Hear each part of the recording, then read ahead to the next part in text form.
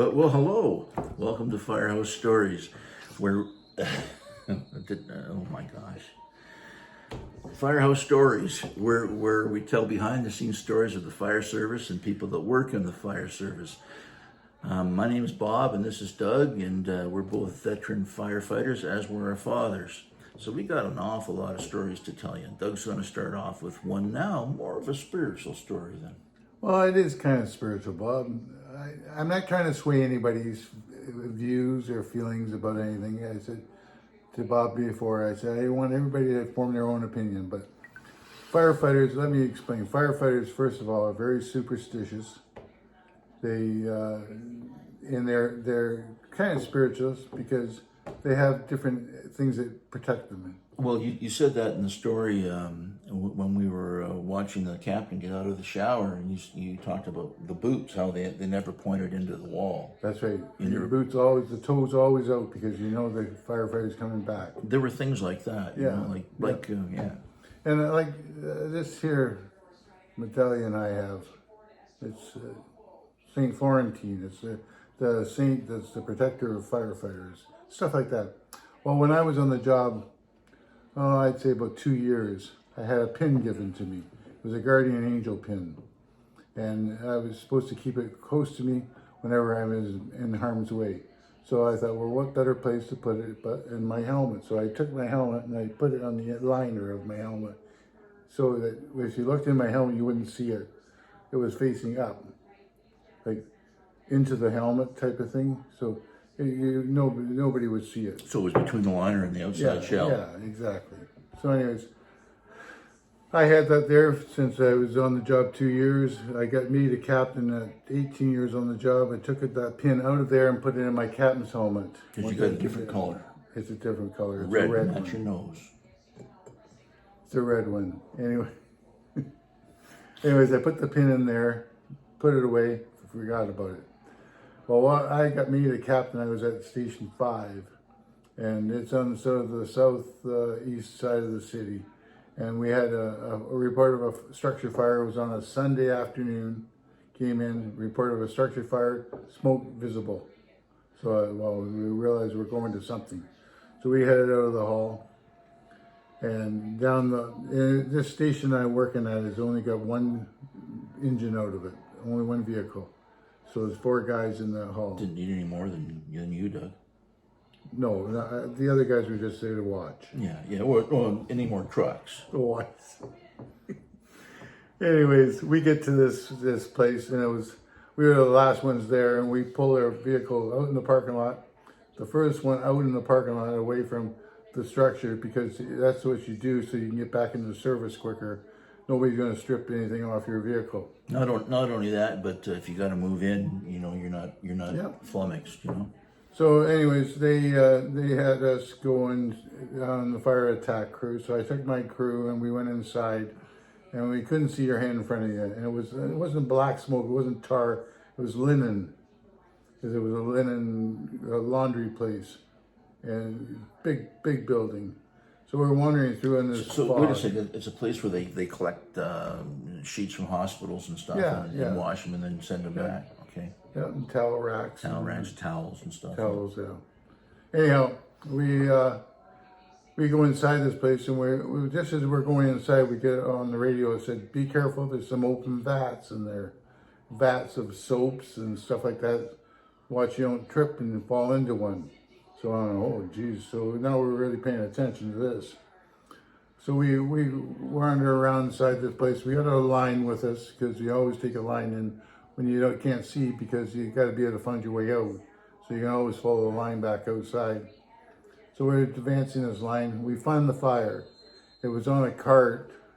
And it was a bunch of blankets and towels and sheets and stuff all piled on this rack to be washed.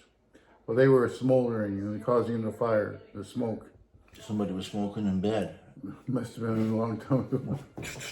Throw it in there. Anyhow, Bob wasn't there. I was gone. I don't know where I was, Doug. No, it's because you're just in that one hole by yourself. So my crew is tearing down this cart with all the blankets and sheets on it. They're tearing it apart, putting it on the floor, soaking it down. and I start backing up. Well, as I start backing up, I don't know where we are at the time, but when I'm backing up, all of a sudden my heels hit a little lip, and I start falling backwards. Oh, geez. I think I'm falling into a vat. And I landed, we were on a loading dock. It was an indoor loading dock. And the trucks that haul these around to the different businesses and that are lower than normal transports. So this loading dock is about 4.5 feet high. So when I went back, I thought I was going into a vat of soap or something. I didn't know where I was going to stop, or if I was going to stop. I went backwards. I landed on my air pack. My crew doesn't know I fell. But when I landed on my air pack, my pack hit flat, knocked the window to me. My head went. So you're right on the back with facing straight up and just falling. like a turtle. Yeah. And my head went snapping back, and the back of my Scared turtle? the back of my helmet hit the ground, and it popped my helmet off. My helmet popped off and went somewhere. I don't know. I have no idea. So what the heck? And I thought, oh geez, my crew's going to come backwards and they're going to fall off too. So I got on my feet really quick, put my hands on their legs, and I said, "Don't watch it. You're right here on the side of a loading dock." And so, okay, like that. And they, "What are you doing down there?" They realized I'd fallen. So anyways, they said, "Let's get outside." So we followed the line back outside. You must have been a little rattled. Oh, I was I rattled. mean, you're a big guy, but that, you know. I tell you, if it wasn't, I know for a fact, if it wasn't for the back of my helmet, the brim that sticks out, it would have snapped my neck. I would have broke my neck. Because your pack was on your back, and Yeah. yeah, I can see And that. even when the helmet fell off, my head was still hanging there. Like it was still, it was. I was lucky. Now I don't know if it had anything to do with that guardian angel pin. It was the last thing on my mind at the time. I just wanted to get outside with my crew and know everybody was okay. Get outside, saw the platoon chief, who was the chief of the fire, and my crew told him that I had fallen. So he said, "Okay," he said, "Go over there, sit on your truck bumper. I'm going to just give your crew to another department."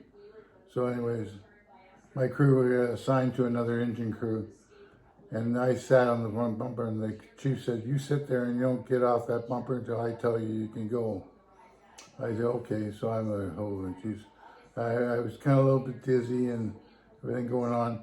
But you have to understand, I was the furthest vehicle out from the building. I have no helmet. I feel naked without my helmet. And all of a sudden, I can see why. this guy comes up and he says, "Here, Cap, I think this is yours." I did not report my helmet missing. He came right to me and he said, "This is yours." And he handed me the helmet with the open side of the inside up. And as soon as I didn't look at the firefighter, I just looked at the helmet. And there's the guardian angel pin exposed. Laying on, looking up at you. Looking up at me. The flap was open and there's the pin. And it was almost like, there you go, I saved you. That's how I felt. So I holy jeez, I looked up, I thought, well, did I thank that guy? Who was that guy? And I looked up and where'd he go? I walked to the far side of the truck where there's no vehicles, because we were the furthest one out in the lot. He wasn't around. I don't know whether he disappeared. I don't even know if he existed. Was he a civilian, maybe, do you think? No, he was in the Bunker firefight gear, yeah. It's well, you get bumped in the head like that, you know. That's it's funny how people say, well, you know, I don't know, you guys go into risky situations.